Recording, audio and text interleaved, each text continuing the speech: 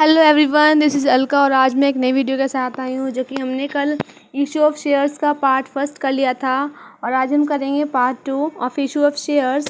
तो हमने देखा था कि जो कंपनी है उसे हम पहले रजिस्ट्रेशन कराते हैं, उसके बाद ही कुछ वर्क हो सकता है। कंपनी को रजिस्ट्रेशन कहाँ पे कराते हैं? हम आरओसी के पास कराते हैं और कंपनी को रजिस्ट्रेशन कराने के बाद यानी आफ्टर रजिस्ट्रेशन कंपनी का क्या प्रोसेस होता है वो हम आज देखेंगे। कंपनी रजिस्टर होने के बाद जो आरओसी होता है वो कंपनी को एक सर्टिफिकेट प्रोवाइड कराता है। किस चीज़ का सर्टिफिकेट? कि आपकी जो कंपनी है वो रजिस्टर हो चुकी है पूरी तरह से। After getting certificate we can add limited in a name of company. Okay, जब हमें सर्टिफिकेट मिल जाता है तो हम लिमिटेड वर्ड जो है वो कंपनी के नाम के आगे जोड़ सकते हैं। एक एग्जांपल लेती हूँ। जैसे कि मान लो हमारी XYZ एक कंपनी है जो कि रजिस्ट्रेशन कराने के लिए हमने सारा प्रोसेस स्टार्ट कर दिया है और फिर आफ्टर रजिस्ट्रेशन हमें सर्टिफिकेट मिला तो हमने लगा दिया है लिमिटेड उस कंपनी के नाम के आगे। तो कंपनी का नाम क्या बन जाएगा? XYZ limited. ठीक है। We are going to start a new topic which is authorised capital. Okay, तो हम पहले देखेंगे कि ये ऑथराइज्ड कैपिटल वो होता क्या है। जैसे कि हमने लास्ट टाइम हमने जो पढ़ा था कि हम जब रजिस्ट्रेशन कराते हैं कंपनी को तो कौन से डॉक्यूमेंट्स हम यूज़ करते हैं। तो उसमें एक डॉक्यूमेंट्स था शेयर कैपिटल।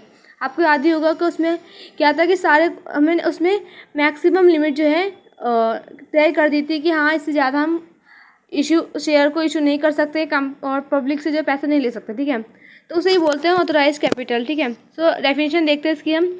अब maximum number of share capital यानी मैक्सिमम लिमिट या फिर नंबर है शेयर कैपिटल की डाटा कंपनी इशू जो कि कंपनी इशू करती है टू शेयर होल्डर्स। किसको करती है? शेयर होल्डर्स को जो कि शेयर खरीदते हैं। ठीक है, as per its memorandum of association यानी MOA जो कि उसने अपने MOA में लिखा होगा उसी के अकॉर्डिंग वो करती है। ठीक है, एक बार आप देखते हैं हम क्या है ऑथराइज कैपिटल क्या है। A maximum number of share capital जो कि कंपनी इशू करती है। किसको करती है? शेयर होल्डर्स को करती है।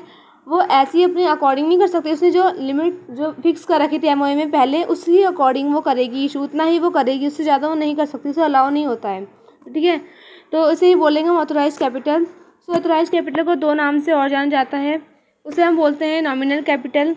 एक्चुअली क्या है, एग्ज़ाम में हम लोग को कभी कभी ऑथराइज कैपिटल दे देता है तो कभी किसी और नाम से। तो हमें इस नाम को जानना बहुत ही ज़रूरी है बिकॉज अगर हमने नहीं जाना नाम और एग्ज़ाम में किसी और नाम से आ गए क्वेश्चन तो हम कंफ्यूज हो जाते हैं। ठीक है, इसका दो नाम है। एक फर्स्ट है nominal capital and second we can say registered capital. Okay, किसी भी नाम से एग्ज़ाम में ये आ सकता है क्वेश्चंस। हमारा ऑथराइज कैपिटल हम एग्जांपल लेते हैं और एग्जांपल के थ्रू जितने भी डाउट्स हैं माइंड में सारे क्लियर हो जाएंगे। ठीक है, स्टार्ट करते हैं अपना एग्जांपल।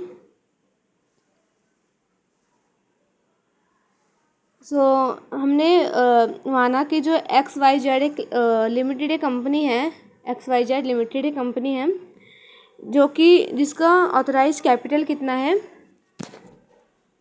ऑथराइज कैपिटल है जिसका 100 लाख।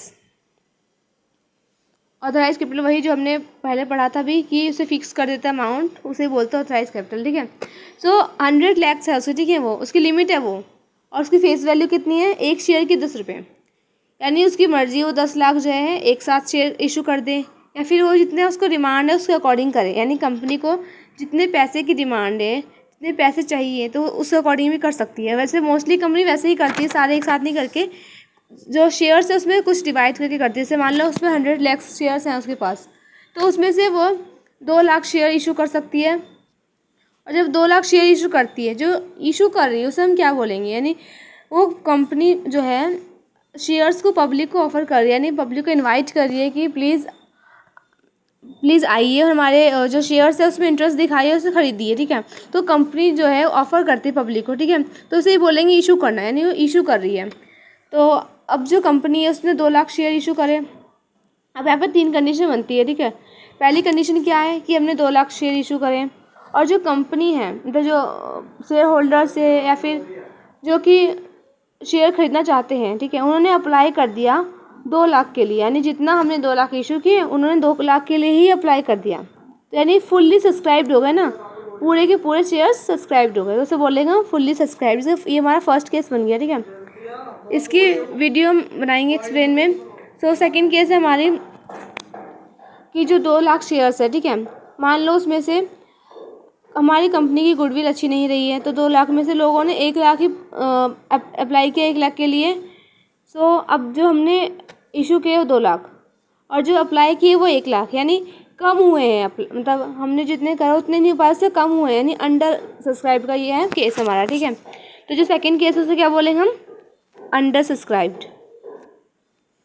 इसमें कंपनी की गुडविल का भी इफेक्ट होता है और भी देखते हैं रेट के अकॉर्डिंग भी हो सकता है कि हाँ शेयर्स ज़्यादा था इसलिए, शेयर का रेट ज़्यादा था इसलिए उन्होंने कम अप्लाई किया।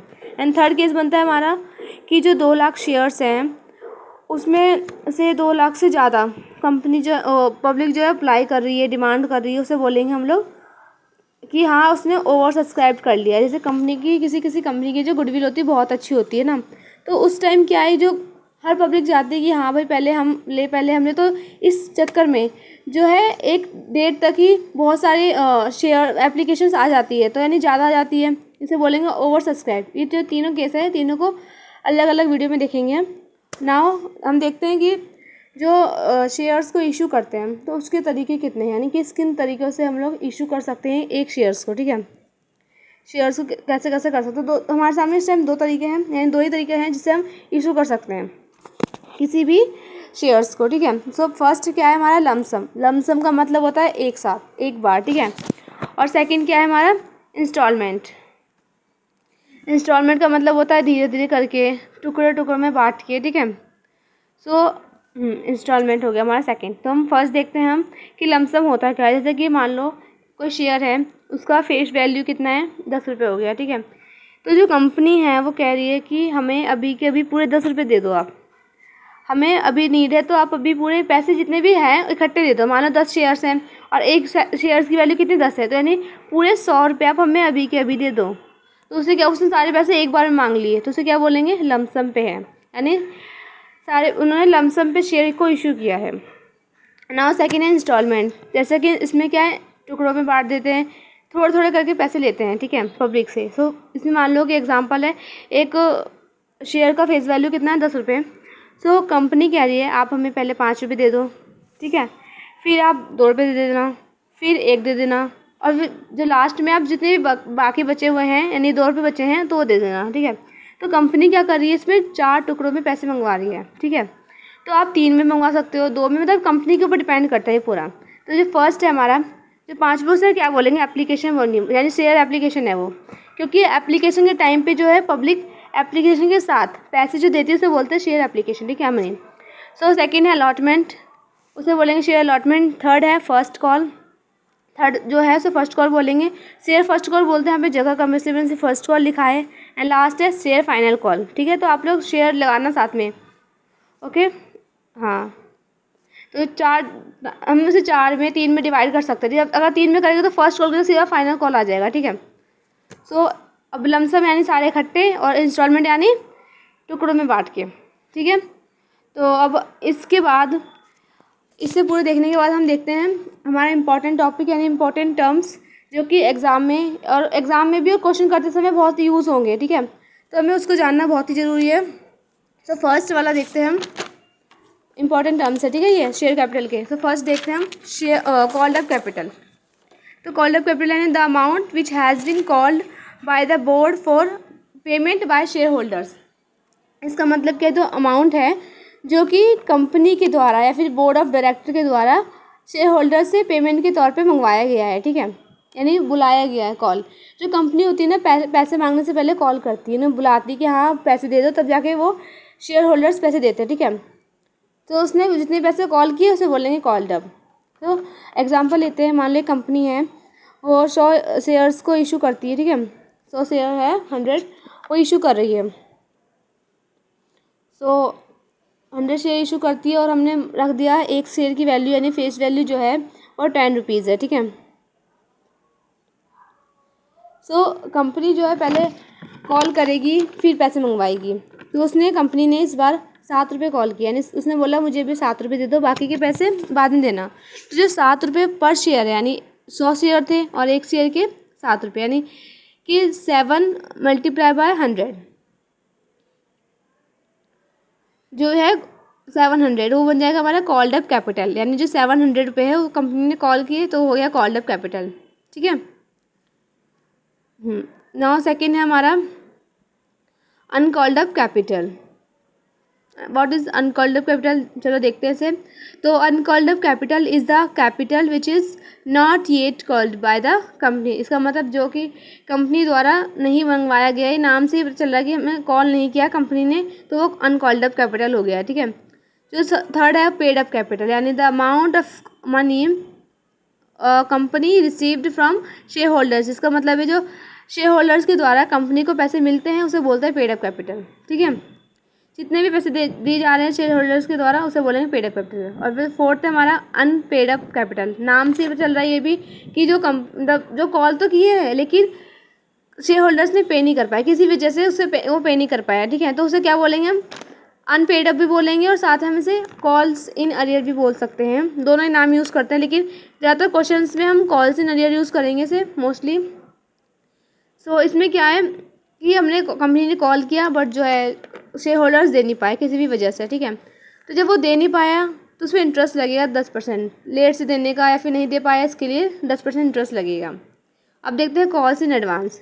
The amount that is received in advance from share holders, यानी जो कुछ शेयर होल्डर्स होते हैं बहुत बिजी पर्सन होते हैं, वो नहीं चाहते कि मैं बार बार के झंझट में फंसूँ, इसलिए वो सारे पैसे इकट्ठे देते हैं, एडवांस में दे देते हैं। ठीक है। तो उसे बोलते हैं कॉल्स इन एडवांस।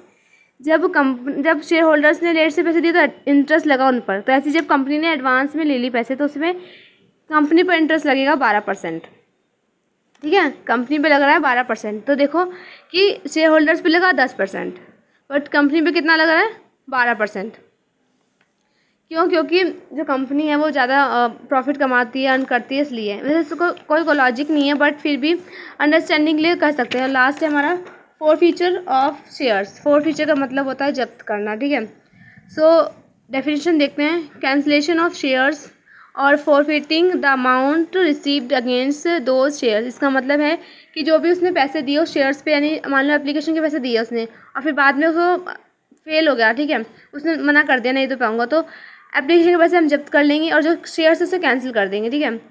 तो बस वे सारे जो टर्म्स हैं बहुत इंपॉर्टेंट है, तो नोट्स बना लें साथ साथ और शेयर करना फ्रेंड के साथ। And thank you for watching it. Bye bye.